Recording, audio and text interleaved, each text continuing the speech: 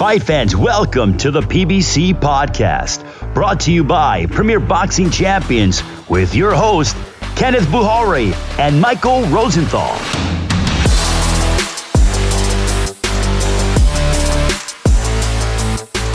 Welcome, everyone, to the PBC Podcast. I'm Kenneth Bouhairie. And I'm Michael Rosenthal, editor of USA Today's Boxing Junkie. Thank you all for tuning in. Joining us this week is The Truth, Errol Spence Jr. Plus, Mike and I will take a look at last Saturday's action, including Jaron Ennis's electrifying victory. We're also going to preview Saturday night's PBC on Showtime action, headlined by Frank Martin against Artem Harutyunyan. Is that how you pronounce it, Mike? Is that how you say it, or? You know what? I have to see it in front of my face. Harutyunyan, I think. Harutyunyan. All right, Artem Harutyunyan. And in this week's toe-to-toe segment, it's time for the PBC Mid-Year Awards. Can't wait to sink our teeth into that. But first, let's talk about Canelo Alvarez versus Jermell Charlo. No official announcement yet, but we did get one on Canelo's IG announcing that he'll be facing undisputed champion Jermell Charlo Saturday, September 30th in Las Vegas. Mike, what was your reaction when you heard the news? I was surprised, like everybody else. Canelo evidently had been in talks with Jermell Charlo. So when I saw it was Jermell Charlo, who had gotten the big fight, my first thought was, what? Did I misread that? I thought for a second I got something wrong, but I didn't. Yeah. The 168-pound champion is going to defend his titles against the 154-pound champion, undisputed versus undisputed, which is what the fight's been dubbed. It still sounds really weird, but it sounds like it's going to happen. Yeah, I mean, the shock waves that the announcement sent, across the world was just fantastic. That's how you announce a fight, And I know a lot of people thought it was Jermell, and obviously there have been discussions. And then, of course, there were some people who were like, oh, well, the switch came just a couple of days before the announcement. Stop it, guys. Just stop.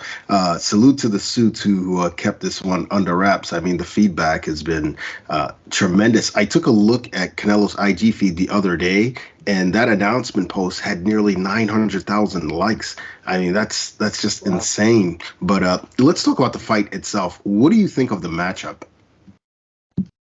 Well, depends what you mean by that. So it's definitely intriguing, which is a way of saying it will sell well. It's going to do really well in terms of the business side of things. Obviously, it was an opportunity that Charlo couldn't pass up, both from a business and a legacy standpoint. Still, it takes guts to move up 2 weight classes to face a future Hall of Famer who's still only 32 years old. I think I got that right. Yeah. Now, from a competitive standpoint, I wonder whether it's too much of a stretch for Charlo. He has the ability to pull off an upset if Canelo is actually in decline, as many believe he is. But if Canelo is anywhere near his best, and he might be, if his wrist is fully healed, he had surgery not that long ago, I think Charlo could be in big trouble. Moving up 14 pounds to face a guy like Canelo is dangerous, to say the least. Listen, I have a ton of respect for Charlo, which I've said a million times, but this could be a bridge too far for him. I'll add one more thing. Charlo's, sort of in a no-lose situation. If he wins, he's the king of the world. I don't even need to go into that. If he loses, he can say, hey, I tried something extremely difficult. It didn't work out, but I gave it a shot. I challenged myself, which you really can't criticize. And in the end, he's going to be a lot richer after this fight. So no-lose situation for Charlo. Intriguing matchup. Yeah, absolutely. Terrific matchup and creative matchmaking. You got 2 top pound for pounders, 2 elite boxer punchers with the dog mentality, guys who have stepped up to take on tough challenges time and time again. I think the buildup is going to be tremendous. I got to get an early prediction from you, though, Mike. Who you leaning toward? I rarely have this much clarity, and even then I could be wrong. I think Canelo is going to knock Charlo out. I'll default to the good big man beats the good little man, especially when we're talking about a 2-division jump. I just don't see how Charlo is going to win this fight unless Canelo really is deteriorated significantly. So my early prediction is I won't even predict what round, but Canelo's going to stop Charlo.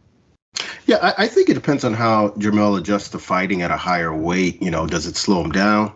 Does he retain his quickness and footwork? Because I believe he's going to need that. I saw an interview yesterday with Derek James where he said he wants Jermell to come in around 162, 163 for that reason, which I think is a great idea. I mean, look, a guy fights at 154, 162, 8 pounds. It's not the biggest climb in the world. And I think if he can retain, those traits, then this may be a style matchup that plays in his favor.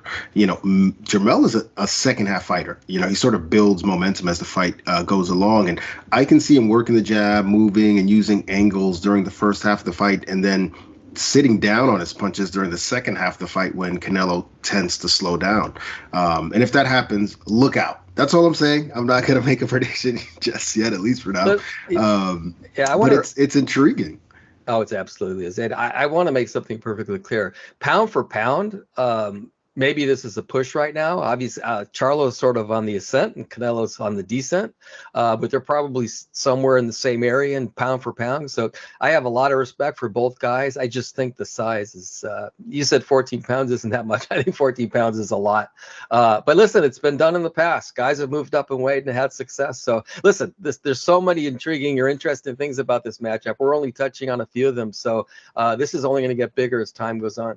Yeah, absolutely. And I was talking about 8 pounds being a difference, not that much of a difference. If Jermell goes up from 54 to 62, 63, then he's. I got it. Yeah, I was talking about he's sort of in the division itself. Yeah. Yeah. But yeah, absolutely. It's still a steep climb to 68. We'll see what happens. I love it. I love it. And with that, let's jump into the PBC fight of the week. This Saturday, Premier Boxing Champions comes to fight fans from the Cosmopolitan in Las Vegas. Unbeaten lightweight contender Frank the Ghost Martin takes on Artem Harutyunyan in a WBC lightweight title eliminator, headlining a triple header on Showtime Championship Boxing, which begins at 10 p.m. Eastern Time. And we begin here with the essentials. Okay, here we go. Both guys are undefeated. Martin is 17-0 with 12 knockouts. Harutyunyan 12-0 with 7 knockouts. Obviously, both are 5-0 in their last 5. Martin with 3 KOs. Harutyunyan with 2. Last fight for Martin was a breakthrough win, a unanimous decision over Michel Rivera this past December. Harutyunyan beat a guy named Humberto Galindo by unanimous decision in June of last year, meaning he'll be out of the ring for more than a year when he steps into the ring. 71% knockout ratio for Martin, 62 for Harutyunyan. Both guys have a similar number of rounds, 82 for Martin, 71 for Harutyunyan. Martin is 28, Harutyunyan 32. They both turned pro 2017. Martin is a southpaw. Harutyunyan fights from an orthodox stance. Almost the same height. Martin 5'8", Harutyunyan 5'7.5". 68-inch reach for Martin. Could not find a reach for Harutyunyan that I was comfortable with, so that's just not available. Martin lives in Indianapolis, originally from Detroit, and Harutyunyan lives in Hamburg, originally from Armenia. Frank Martin, obviously, a Man Down Promotions, which is Errol Spence's promotional company. He is their bright young rising star. And this is another key step in his young career. What are your thoughts on Martin as a fighter? I think he's a terrific fighter, potentially a pound for pounder. Yeah, he seems to another guy who seems to have it all. The natural gifts. He's quick. He's athletic. The ability. He's well schooled. He's a top amateur. Remember, he's got good power, not great power, but good power. He's got a great trainer, Derek James. And he has, from everything that I could tell, he has the discipline that a fighter needs to realize his potential and have an enduring career at the top of the sport. So I like everything I see from Martin. Yeah, and the possibilities in terms of opponents are endless. Where do you rank him among the lightweights today? I think he took a big step toward the group of guys who rule the division right now, Davis, Haney, Stevenson, Lomachenko. But I think he's still a victory or two away from joining them, before you could say his name in the same sentence as them. Although I think he's just right there. I'm not saying that he isn't as good as them. He might be. We just don't know for sure yet. So 1 or 2 victories, maybe just 1. Yeah, and maybe this one. But in your opinion, how far away is he from a title shot, I should say? Got it. That's difficult to say because of the waiting game fighters have to play these days. I think he's ready for a title shot now, which isn't a stretch. I think that's probably obvious to anybody who's seen him fight recently. It's just hard to get a title holder into the ring, especially when you're talented as Martin is, but still building your following. In other words, really high risk, maybe not the same reward. That's another reason to put less focus on belts and more on who you fight, in my opinion. I just would like to see Martin face a genuine challenges in his next, fight, 2 or 3 fights. The rest is just going to fall in place itself. To answer your question directly, it won't be that long before he gets the title shot. Yeah. Yeah, and this is a title eliminator against Harutyunyan, who's relatively unknown in boxing circles. What can you tell us about him? He's a good, clever boxer, which should be no surprise because he won a bronze medal in the 2016 Olympics for Germany. He's got a high ring IQ. It's really obvious. You see that immediately. He also isn't a big puncher, but he's not a light puncher either. He's got heavy hands. The potential problem for him is that this is a pretty huge step up in opposition for him, as a professional. And it'll be the very first time he's ever fought outside of Germany, his home country. So this is really a tough assignment for him. He's got a lot of ability, but this is a tough fight. Yeah, it's a tough fight. It's a tough fight for anybody in the division. What kind of fight can we anticipate, though, based on the style matchup? Well, as I said, Harutyunyan is a slick, tricky guy who doesn't stand in front of his opponents to exchange. He gets in and out. I think it'll take time for Martin to figure him out and cut off the ring.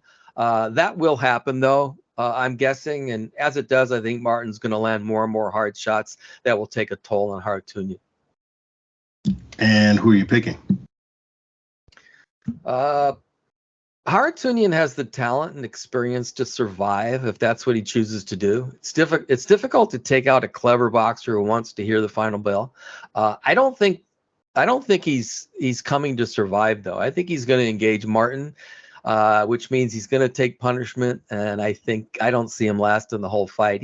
He might lose Martin might win a clear decision, but I have a feeling he's going to take out Harutyunyan late in the fight. Yeah, I'm with you there. I like Martin here by late stoppage. I just think too good, too athletic, too skilled, too determined, too conditioned.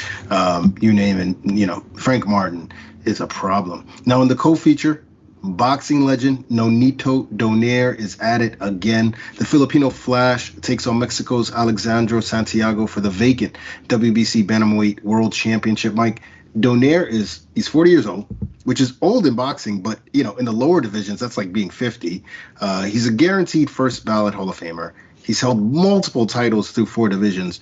What do you think is driving him at this stage? I think he's still in love with the game. That's one of the main reasons that he's still an elite fighter, a legitimate contender at 40 years old. Plus he could still bring in a lot of money. That's also a motivating factor. But for me, I think it's just he still loves what he's doing. Once you lose that, you're that's it. But I just think that he's always loved the game, and he still does. Yeah, I agree with you, and it shows in his style. I mean, he's still come forward, trying to take heads off. What about his opponent, though, Alexandro Santiago? What can you tell us about him? So I want to be clear. This guy's no joke. He could win this fight. He's a really good, aggressive boxer, as he demonstrated in a draw with Jerwin Ancajas in a title fight, and a close setback against Gary Antonio Russell, who's an excellent boxer. You could argue that was sort of a disputed decision. And he's fought 205 professional rounds. He's got experience. If Donaire isn't near the top of his game, Mexico could have its next world title holder. I like it. So we just listed all those accolades for Donaire, but this is another world title shot. What does a win here mean for him? It would just add to an amazing story. He won his first major title when he delivered that memorable knockout of Vic Darchinyan back in 2007, 16 years ago. I remember like it was yesterday, but we're talking a decade and a half, more than that. He then went on to win 8 more belts in 3 more divisions, as you said, making him a future first ballot Hall of Famer. And it wasn't like it was all smooth sailing for him. He had some bad setbacks and was written off more than once, including now, maybe by some, after his knockout loss to Naoya Inoue. He just keeps coming back, which I think adds to his legacy also. A victory in this fight would be gravy, because what more can he accomplish, really, right? But it does add to his legacy, which is special. What about for Santiago? What does a win here mean for him?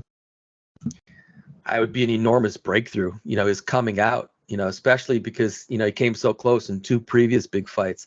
And the fact the victim, would have the stature of Donaire would only add to the magnitude of his victory. So this is really an enormous opportunity for Santiago. And your prediction? Honestly, this was not easy. I want to pick Donaire because of everything he's accomplished and how he looked as recently as December 2021 when he knocked out Raymar Caballo. He looked really good in that fight. It's not that simple, though. He got his handed to him by Inoue, which was, more than a year ago. And he's 40 now, as we've mentioned. And again, Santiago is only 27, is really good. So, you know what? I'm gonna go conservative and go with the veteran by a late stoppage. He still has one thing. He definitely still has is that power. And I just don't want to be the guy who picked against Donaire in a fight like this. So I'm gonna go with Donaire, but I won't even be slightly surprised if he doesn't win. Yeah, I'm going with the old lion here. I like Leonardo Donaire as well by stoppage. Just hits so hard, so crafty. So Azuma Nelson like. So I'm going with my heart and my head as well in this prediction. Now, in the televised opener, we've got a classic matchup.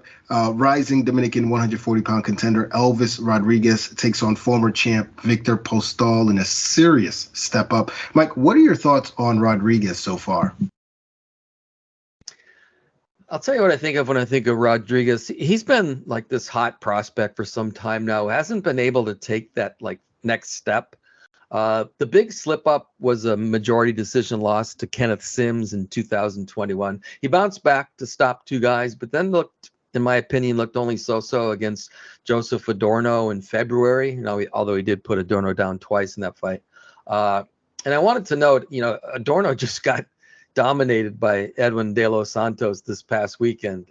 Anyway, I think Rodriguez has talent. I'm just, among the group that's waiting for him to bust out, which just hasn't happened yet. Yeah, well, I mean, going up against Postol is, as I said, a serious step up. In your opinion, is Postol still a top-tier fighter?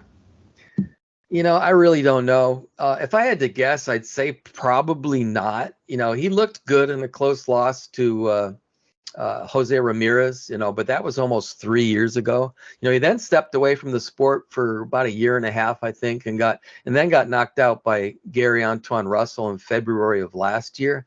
Now he's back again more than 1 year later at 39 years old. So it's hard to imagine he'll be as sharp as he could be. I'll add this, though. I've always had a ton of respect for Postol. He's talented. He's got experience. I really wouldn't put much past him. I won't be shocked if he looks good in this fight.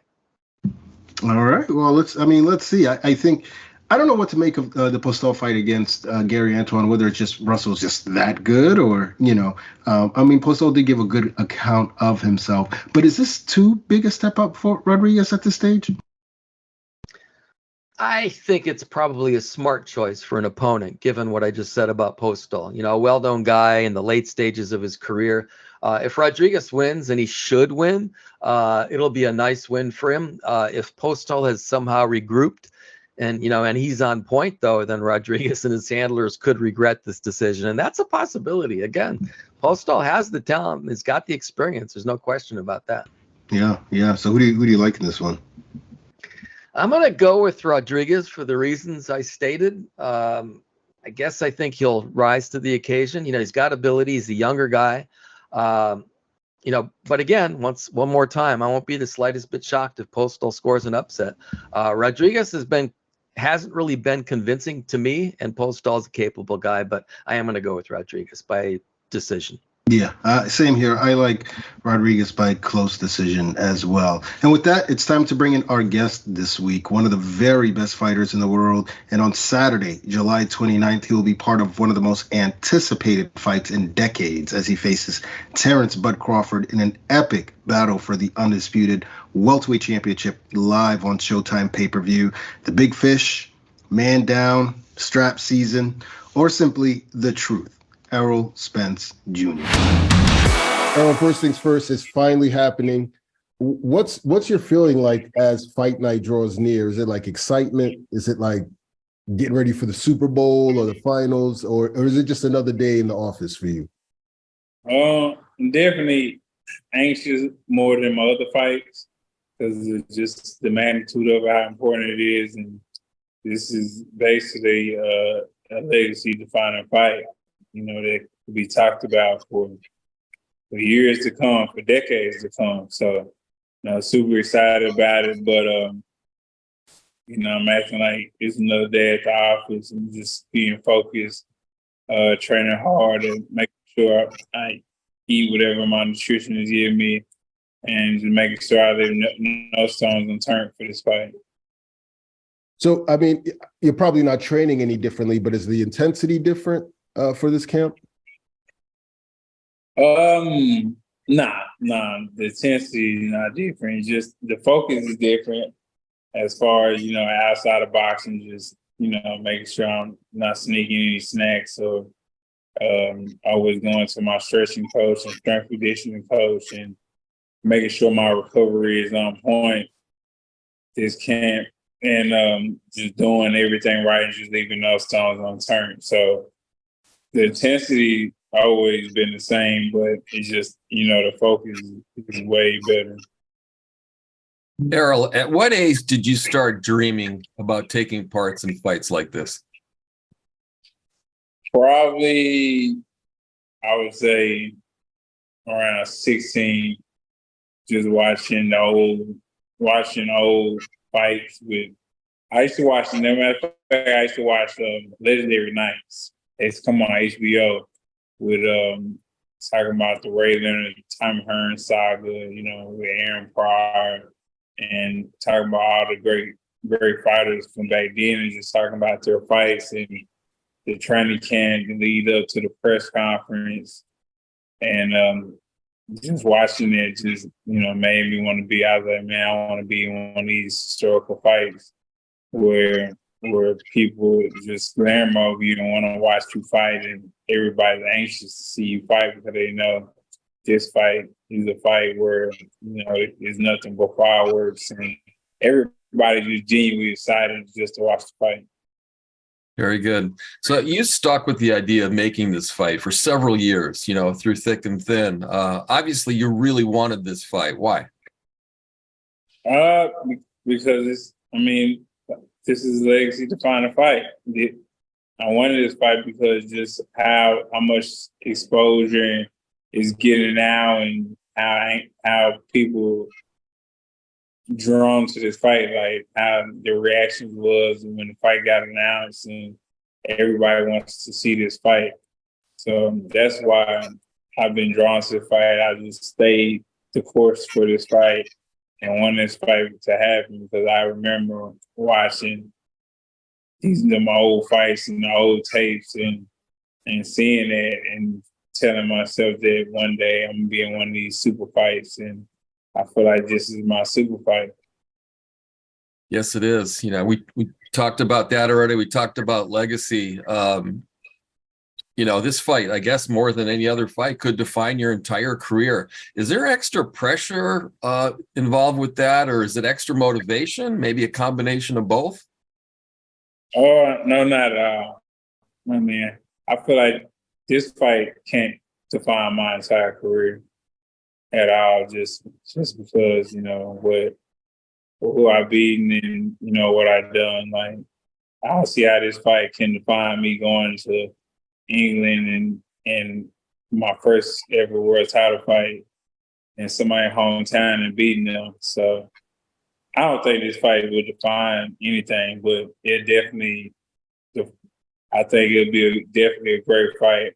He's going to put on, try to put on an amazing performance, and I'm definitely going to put on an amazing performance, and he's going to try to leave it all in there. I'm definitely going to leave it all in the ring, and it won't disappoint the fans whatsoever. This fight can't disappoint the fans. I feel like my style, his style, we both mesh with each other, and it's just an ingredient for a great fight. Yeah, I heard you talk about like comparing it to other great welterweight fights and so forth. But in your mind, like when you envision it, is it like Hagler Hearns, or not even just welterweight, or is it more like you see it like Hopkins Trinidad? Maybe you see it like, you know, how do you see the fight playing out in your mind when you envision it? Because everyone thinks the styles are great, but maybe there's a strategy where, you know, it's one-sided and you break them down and get them out of there. Yeah, I envision a lot of different scenarios. That's where every fight that I done fought, I always envision 100 different scenarios. So some scenarios had me losing.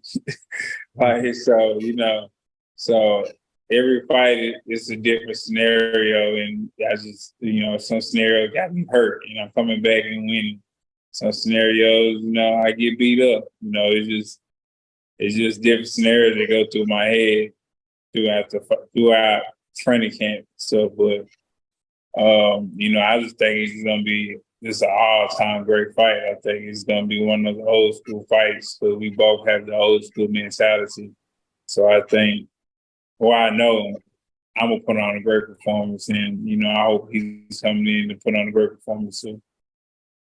Speaking of old school, I also heard you mention Muhammad Ali's best boxer of all time or greatest boxer of all time. But who's your favorite boxer of all time and why? My favorite boxer of all time. I got a couple of favorite boxers of all time. I would say, just style-wise, I love Terry Norris. Terry Norris. I don't know, just his style. And he was a guy that he should have boxed, but he loved to fight so much. So he always fought people, but that's why a lot of times he got well, not a lot of times, but he got knocked out a couple times by John McGavie because he just wanted to fight all the time. And Julius Jackson knocks him out too. So it's no shame Julius Jackson is probably the hardest punch in boxing history.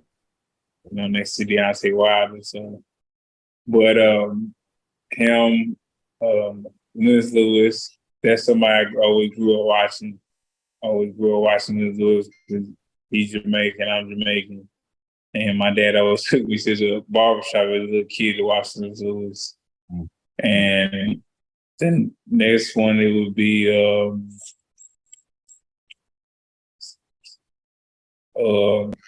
I'm a big fan of Felix Trinidad. Yeah, Felix Trinidad to me, because he always get dropped, but he'll get up and he'll fight. After he drops, he'll fight better than he did before he got dropped. Yeah, I am a big Felix Trinidad fan. I was heartbroken that Hopkins fight. Couldn't understand what was happening in that fight. That was just perfect. I mean, he just boxed perfectly that fight. Yep. I don't think nobody beat him that night. I'm glad you mentioned Terry Norris, one of my favorites, an absolute warrior, like you said. Yeah. He just loved to fight too much. Yeah, he was so much fun to watch, which I always say is such an important part of this whole thing. Just really fun to watch. Yeah, because John McGavie, he boxed John McGavie he fought John McGavie the first fight and he got washed. And then the second fight, when he started boxing him, it's just a clean win. Like, he didn't even get touched. Like, the way he bounced on his feet and moved and the angles and everything, combinations, it was just super good. You're talking about Simon Brown. Oh, Simon Brown. It was Simon Brown. My bad. Yeah, it was Simon Brown. Yeah, I guess he beat Mugabe. Yeah. Yeah, he knocked Mugabe out. To be honest, he just didn't have the best chin in the world. So when he got caught, he did. Yeah, because he liked to fight. If he would have boxed, he was a great boxer, but he just loved to fight. But it wouldn't have been as fun. That's I know. The thing. And it wouldn't have been who he is. He was born to me, like just boxing, beating. They get boring just boxing, just moving, beating somebody up. Yeah. There's a great story with Norris. He was a high school a baseball player, and he ended up getting into a fight with 5 guys. He ended up beating up 5 guys on the baseball field, and he was dropped from the team that day. His brother was a good boxer too, wasn't he? Heavyweight. Yeah, he was. Norris, the cruiserweight. Yeah, he wasn't Terry, but he was good. Yeah, bigger, much bigger. Yeah. You know, you mentioned the scenarios. I found that pretty interesting. Most fighters won't even acknowledge the possibility of losing, but you actually, when you think about what could happen in this fight, that actually sort of enters your thoughts. Is it just you're realistic? This is just part of the game? Because again, most guys don't even go there. I mean, I'm realistic. I'm realistic about anything and everything. So it don't matter what it is. Like, I mean, my mind gonna give me 300 different outcomes. So I mean, and part of being realistic is, I mean, and people think about it, they just don't say nothing. You know, it's too macho not to say anything, but it comes in everybody's head. Like, what if I lose, or something happens and you lose? Like, you think about it. Nobody just think about it. They're not. I mean, of course, like, I think I'm not gonna lose, but it's still gonna pop in my head, like the imagination of something happening and you might lose. It's still popping people's head. It might be just me. I don't know. It's a little bit unusual, but it's kind of refreshing, to be honest. So if I'm not mistaken, you've been the favorite in every one of your fights. Is it weird to hear people say, well, Errol might not win this fight? Nah, because, I mean, I don't care. I mean, they said I was going to, there was a lot of guys saying Mikey Garcia was going to beat me. I had Sugar Ray Leonard, George Foreman, like, there was a lot of guys saying that he was going to beat me. I don't know why they said it, but that's what they said. I mean, so it's not unusual at all. It's just what comes with the territory, and that's what they call it, I guess, gambling, because even the books got me, slightly underdog. So it's come with the territory. But I love it, though. It makes me more focused, made me work harder. Seeing that people think I'm gonna lose or I'm just gonna get knocked out or washed, it made me a lot more focused and made me train a lot. I mean, I always train hard, but it just made me a lot more focused. Okay. So he's maybe this is just me, but he's probably the naturally smaller guy. Is that even a factor? I don't know. It don't matter. I'm gonna fight how I fight anyway. He was naturally bigger guy, so it wouldn't matter if he's smaller or bigger. It's just, can he take what I dish out, and can I take what he dish out? Got it. So as a fan, I'm thinking, man, if this is a competitive fight, and it should be a competitive fight, you got to think that there's going to be a rematch, or there could be a rematch. Could end up being like a historic rivalry. Who knows? You have any thoughts on that? Has that crossed your mind? No, not really. I have no thoughts about it at all. But it could be one of those. I like those trilogy fights, like Marco Antonio Barrera and Eric Morales and those type fights. That was super dope. So if it is that, so be it. That's dope. I love it. That means if it's 3 fights, I mean, they all 3 was, well, 2 of them was great fights that they had to do it again because it was just so huge, box office draws. So I definitely will be excited about fighting him twice.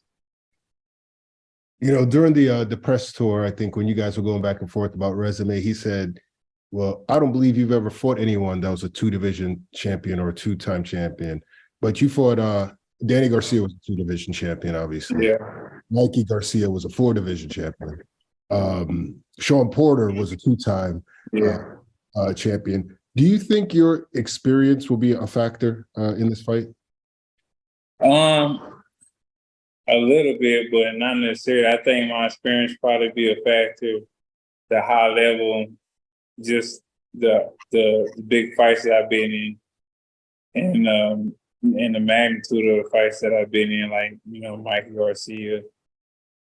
So I think, and from a talent standpoint, probably I've been in a lot. I think I fought Sean Porter, and he was way better than Sean Porter I fought than the Sean Porter he fought. And even the Kell Brook too. So a lot of people he fought a shell of themselves. So I feel like he didn't fight the anybody that was just who they really were. Go ahead, Mike. Cause even what's his name? Who's Andre Ward coach? Virgil Hunter. Even Virgil Hunter said Amir Khan wasn't the same after he fought Canelo. So he didn't even fight.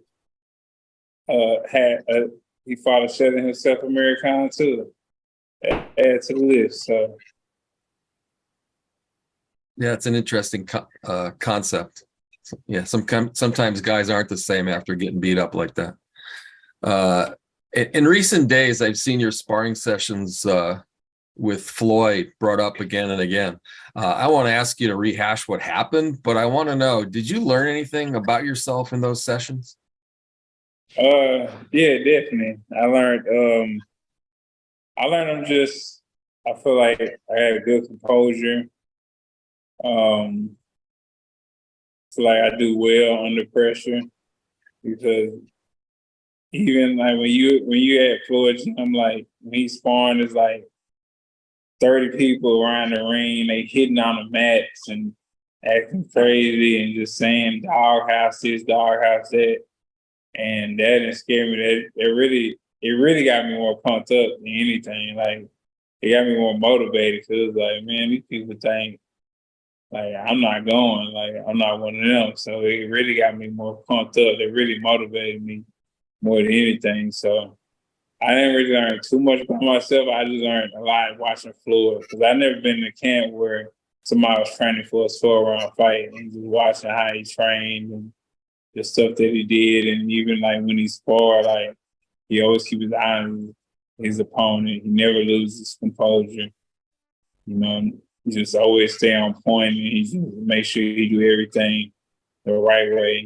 He might do stuff just for the cameras and to entertain people and, to get people to tune in, but, he take boxing 120% seriously. Was his, I'm just curious, was his skill set just like immediately obvious when you started to actually spar with him? Oh yeah, he do little tricky stuff too. Like, we was in clinch, like he grabbed my nose with his glove.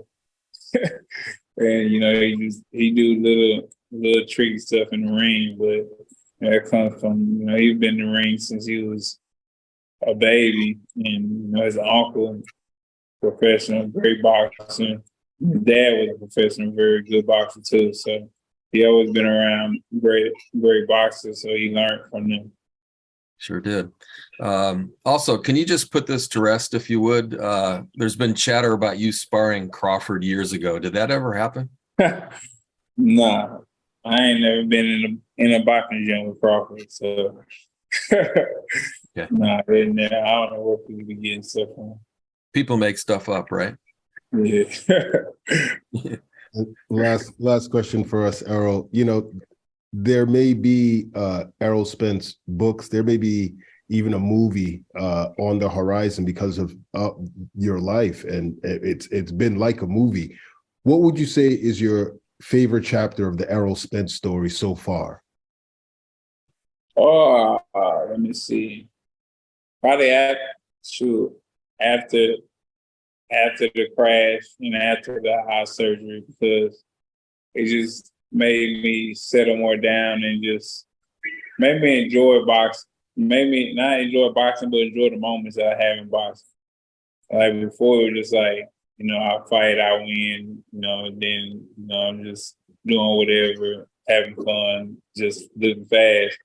and I wasn't really enjoying training camp. I wasn't enjoying, the moments with my kids. I wasn't enjoying this and doing that. Like, I was doing it, but I wasn't really just taking it all in, soaking it all in, and just savoring. So I feel like after all that happened, it just made me not take stuff for granted. I would say for granted that people would care to be in my position. So I feel like after the crash, after the eye surgery, that would make me just realize that, I got this chance. A lot of people don't get this chance. I got this opportunity again to box again. Yeah, I live, but I got an opportunity to box again, after my car crash. That's unheard of, especially the accident I got into, getting thrown and landing on concrete. And, people don't get the opportunity I'm getting to just be talking and still remember stuff and still be able to box and still be able to be at this top level. Like, that's unheard of. So I feel like after my crash, after my eye surgery, this is the best chapter of my life. It just make me more appreciative of the things that's in my life. Well, we appreciate your time. Thank you for joining us. Of course, we look forward to July 29th, and all the best to you, and we'll see you at the fight. Appreciate it. It's time for the week in review. Last Saturday, PBC on Showtime aired live from Atlantic City, New Jersey, and Jaron Boots Ennis lit Boardwalk Hall up. Ennis turned in a spectacular performance, stopping the game, Roman Villa in 10 rounds. Mike, I don't know about you, but I thought Boots looked fantastic.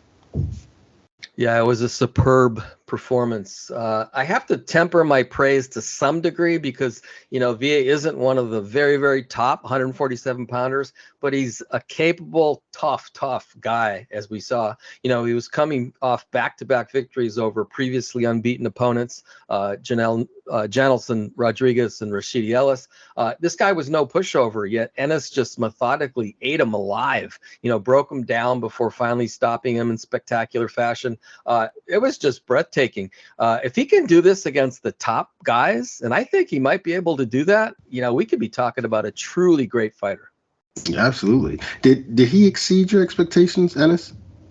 I think you can argue that. I expected him to beat Villa and probably knock him out, but that was almost a flawless performance. He showed us everything: boxing, athleticism, durability, poise, flair, and of course his power, which is the coup de grace. That's the thing that stands out most, I guess.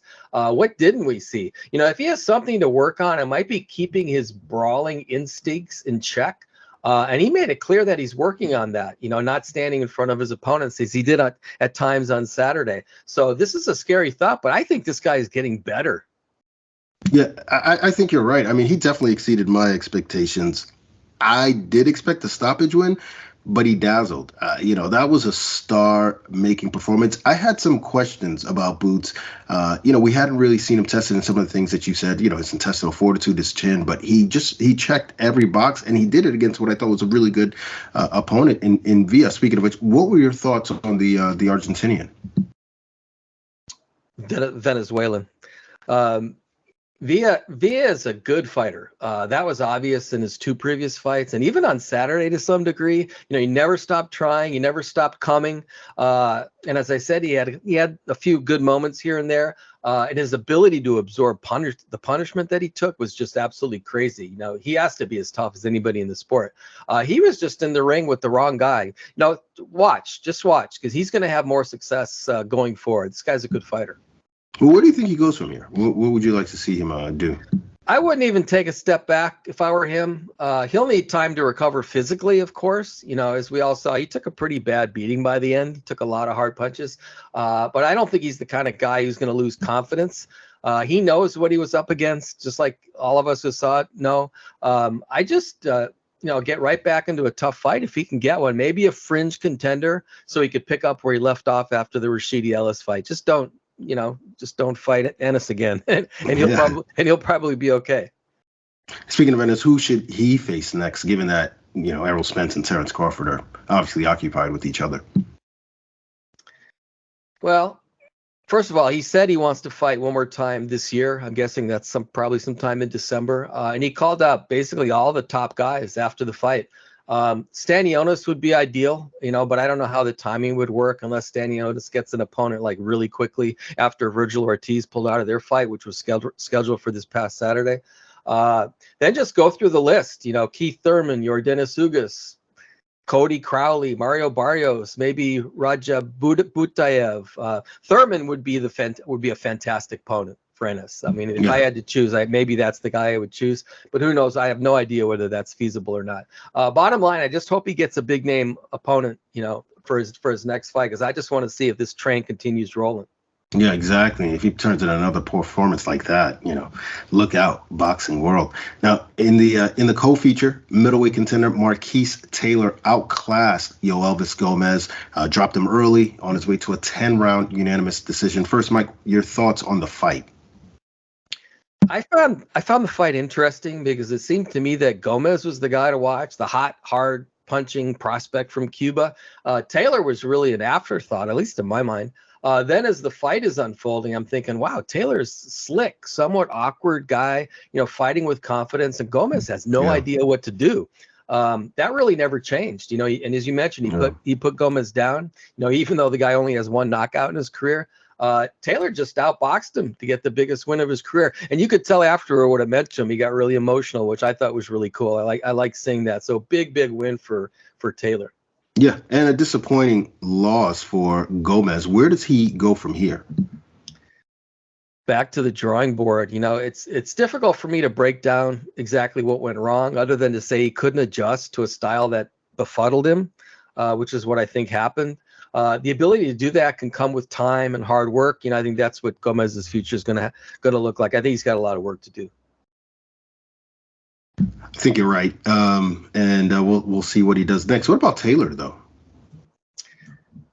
I guess he became a player of sorts with that victory. That's what happens when you perform well and beat a prospect on national television. He's like the guy now. So I think he can build on this victory. He obviously has a lot of talent. So I'm curious to see what he does. Yeah, there are a lot of guys at 154 that he could face at 160 as well. So, let's see what happens. Now, in the televised opener, Dominican Republic's Edwin De Los Santos cruised to a 10-round unanimous decision over Joseph Adorno. Obviously, De Los Santos coming off that huge upset knockout of Jose Valenzuela. Good to see him back in the ring again. How did he look to you? I thought it was a really good performance, even a little bit surprising to me. I wasn't surprised that he did well and that he won the fight. I was surprised that a hard puncher like that got it done primarily with his skill set, which is better than I realized, it was going into the fight. He just outclassed Adorno, who, remember, was supposed to be a solid guy. I have to mention the CompuBox stats occasionally, acknowledging that they aren't official in any respect. Adorno landed in single digits in all 10 rounds and landed only 37 total punches, which is 3.7 per round. That's like nothing. And I think that says something about De Los Santos' dominance in that fight. By the way, De Los Santos also landed 63% of his power shots. So that's impressive stuff. De Los Santos is a really good boxer. That was an eye opener for me. Yeah, I mean, we knew about his power, as you said, but he showed something different on Saturday night. He could box, he remained disciplined, and he went, 10 rounds fairly comfortably. Where does he rank among lightweights today? Well, I'm higher on him now than I've ever been. That's for sure. We know he's got the power. We just saw what he can do in terms of boxing. He has a few nice victories under his belt, Jose Valenzuela and now Adorno. But I want to see him against the next level guy to get a better idea of what we truly have in him.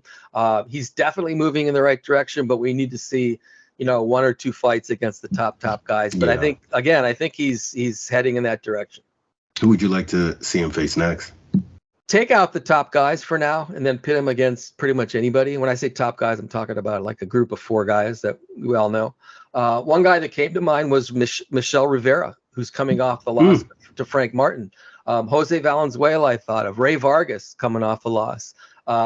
Those are like not the very, very top guys, but those are all really good fighters. They would be good opponents for him. But I think he's ready for that kind of challenge. I like those fights. Yeah. I like those fights. And certainly like a lot of guys at 135 that he could potentially face, and no doubt he's a player. We are past the halfway point of 2023, so this week on Toe to Toe, Mike and I are announcing our picks for the PBC Mid-Year Awards. We're going to start with the PBC Prospect of the Mid-Year. Mike, who you got? I went with Trayvon Marshall. I think Marshall has a ton of potential. He's obviously a big puncher. Check out his last fight against Justin Deloach. Got stopped by a single right hand. Brutal knockout of the year candidate. He's more than that, though. He has skills. He obviously thinks about what he's doing in the ring, meaning he's not just a brawler or something like that. And I think he's got a lot of poise for a guy who's with only 8 pro fights. On top of all that, he's fun to watch, which is important to me. He's the kind of guy who's a warrior at heart, which he'll have to learn to control, kind of like Jaron Ennis. If he wants to realize his potential, I really look forward to seeing how this guy develops. Seems to me like he's got it all. Yeah, I'm going with Trayvon Marshall as well. He's been electrifying. Started off the year with that brutal first-round KO over Sean West. Then in a big step-up fight, as you mentioned, he just absolutely flattened veteran Justin Deloach in 3 rounds. He's just a really intriguing prospect. He's physically imposing. He's 6 feet tall, and then he's only 22 years old. He's got a great trainer in Andrew Council, the former junior middleweight contender. I think if he continues at this pace, he's going to be graduating from prospect to contender fairly quickly. So we'll see what's in store for him. I'm assuming we're going to see him again at some point this year. Can't wait to see whether or not he takes yet another step up and how he fares. Let's move on to the PBC Breakthrough Performer of the Mid-Year. Who's your pick? I decided to go with O'Shaquie Foster, who defeated Ray Vargas by a unanimous decision to win a world title. Foster had that bad stretch when he lost a few times, 2015, 2016, and he hasn't been very active with only a total of 3 fights over the past 3+ years. Having said all that, we knew all along that the ability was there. He just needed to let it out at a high level, and he did that against Vargas, who I still think is one of the better boxers in and around his division. Foster just put it all together in that fight, outboxing the boxer to win a one-sided decision and a world title, as I said. He looked like a champion that night. I couldn't have been happier for this guy. He really just arrived, at that moment. Yeah, that performance was really impressive to me because of how highly I regard Ray Vargas. So I think I might have picked Vargas to win that fight. And me too. I did not anticipate that coming from Foster, and he showed a lot that night. He's a real player, and I hope he gets back in the ring soon. I know he's looking at a unification or another big fight, and I hope he gets it. My pick is middleweight Elijah Garcia. I mean, this kid just turned 20. He's 15-0. He's been active. He's fought 6 times since the start of 2022. But what he's done this year is just very impressive. First, handing Amilcar Vidal, who's a touted prospect, his first loss, and he knocked him out in 4 rounds. Who saw that coming? And then he steps up again and then wins a 10-round unanimous decision over Kevin Salgado. Mike, this kid is in that division. He's definitely one to watch. Yeah, that's how I was going to word it. Yeah, I love the guy's ability. I love his fire. He's a fiery guy. Yeah, I think that's a good choice. Can't wait to see how he develops. Yeah. All right. How about PBC upset of the mid-year? I ended up going with Brian Mendoza's knockout of Sebastian Fundora. You have to remember that Fundora had a lot of momentum going into that fight with a knockout of Erickson Lubin early last year and then a wide decision over Carlos Ocampo. He seemed to be on track. He was on track to get a shot at a major title. And he was doing well against Mendoza in that fight. He was leading on all 3 cards after 6 rounds.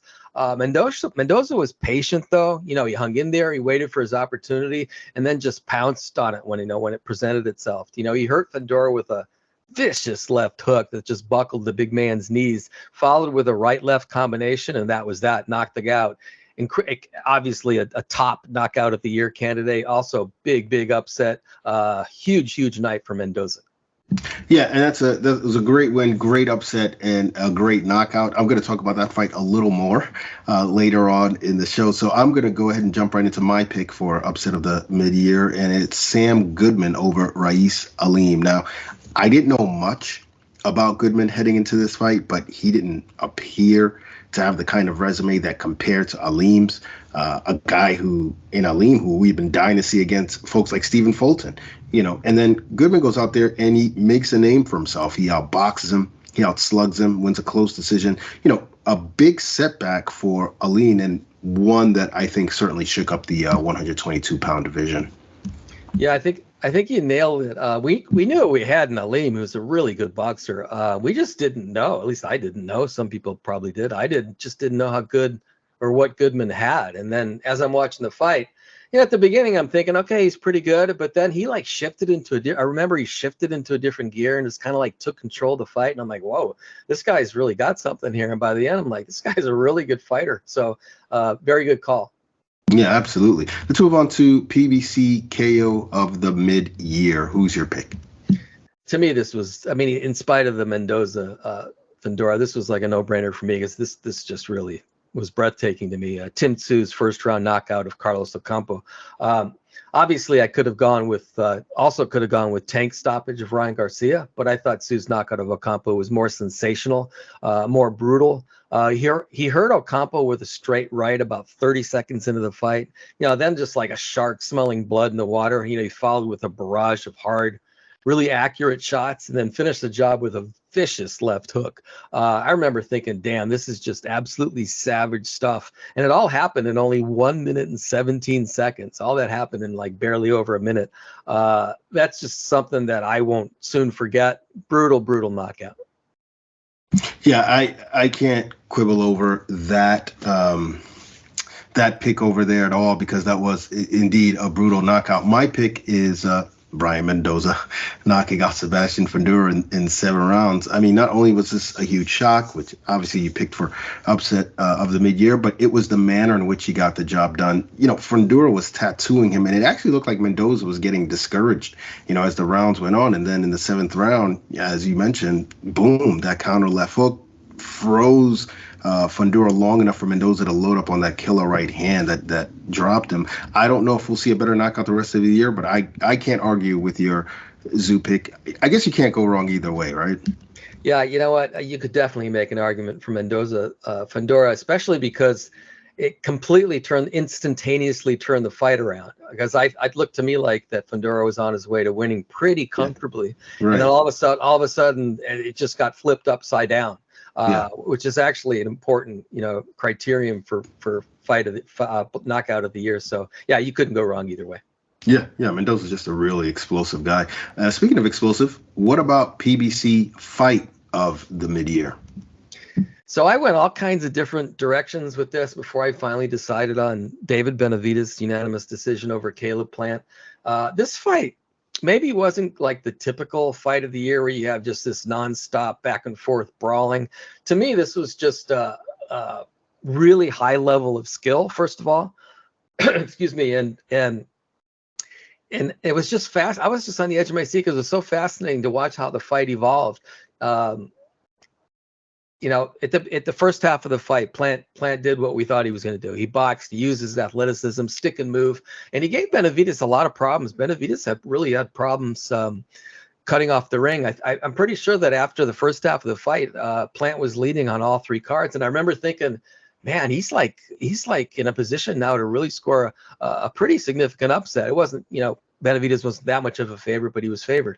But anyway, but slowly but surely, Benavidez just kept doing his thing, and he started to cut off the ring, started to land more and more. And as I'm watching, I'm like, okay, here, this is what I sort of expected. I didn't know it was going to happen, but this is what I expected.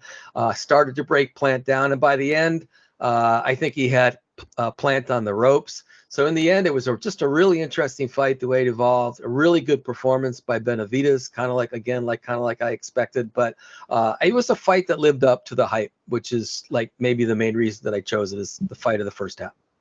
Yeah, I think you nailed it with your description of that fight. It was just a really brilliant, high-level fight, in terms of skills, and both guys exhibited what makes them, elite fighters. I'm going with Rashidi Ellis versus Roman Villa. This was probably a good candidate for upset of the year as well, but there was just so much drama in this fight. It's the kind of fight I like. Ellis started strong. He was boxing, he was moving, he was tattooing Villa, but Villa never stopped coming. And, about midway through the fight, you could see the tide beginning to shift a little bit. And then from the 8th round going, he really came on, scored 2 knockdowns in that dramatic 12th round, which gave him the points win. This fight actually, Mike, reminded me a lot of Miguel Cotto versus Antonio Margarito, the first fight.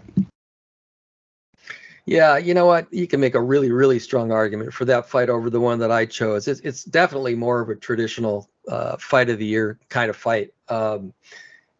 I mean, two knockdowns in the 12th round. That he basically won the fight in the 12th round by putting Rashidi Ellis down twice. That's just crazy stuff. That's like storybook stuff. So yeah, that was just a crazy, really, really fun fight. And I couldn't have gone wrong if I'd chosen that one too. But so that's either way. It's a very good call. All right, we're down to our last 2 awards. Let's start with the PBC Performance of the Mid-Year. Who you got? Okay, so I fudged here a little bit because technically this happened, into the start of the second half of the year, but since it happened before this podcast, I decided it was okay to go with this. I'm going with the performance we just saw. Jaron Ennis' knockout of Roman Villa. Again, I know Villa isn't a world beater, but he's a good fighter, and he was just overwhelmed by a potentially great one. Nothing is cooler than watching greatness unfold, and I think that's what we saw on Saturday. Yeah, I'm with you there. As we discussed, it was just a splendid performance by Ennis. He's my pick as well. Mid-year be damned. He showed every tool in the book, and all the tools were elite. Let's move on to the final category, the PBC Fighter of the Mid-Year. Mike, who's your pick? This really wasn't a hard choice for me. I think it has to be Tank Davis, who knocked out, 2 undefeated opponents in the first half of the year. First, he dominated, then stopped a hot fighter and Hector Luis Garcia in January, and then knocked out Ryan Garcia in the biggest fight of the year so far. Plus, on top of that, he obviously played a key role, arguably the key role, in the Ryan Garcia fight, doing 1.2 million pay-per-view buys in the United States. So even from a business standpoint, he's the fighter of the year. Tank Davis just couldn't have had a much bigger first half of 2023. It was huge. Yeah, this was a no-brainer for me too, Gervonta Tank Davis. It's the kind of year that just separates you from the pack. You start with that stacked card in January back in Washington, D.C. And look, Hector Garcia had established himself as a top fighter. He had 2 excellent one-sided wins last year to become a world champion at 130. He moves up to 135, and Tank puts on a patient, veteran-like performance in breaking him down and just getting him out of there. Then, of course, the monstrous pay-per-view against Ryan Garcia, where he establishes himself as the face of the sport. He's a clear winner here, and I think as a sizable lead for Fighter of the Year once 2023 comes to an end. So we will see what's next for Mr. Davis, and we'll see what's next for us as well. That's going to do it for this week's episode. We want to thank Errol Spence Jr. for joining us, and again, thank you all for listening. Be sure to check out PBC on Showtime Saturday night, featuring the return of Frank Martin on Showtime. Be sure to check us out next week as well for more boxing talk right here on the PBC Podcast.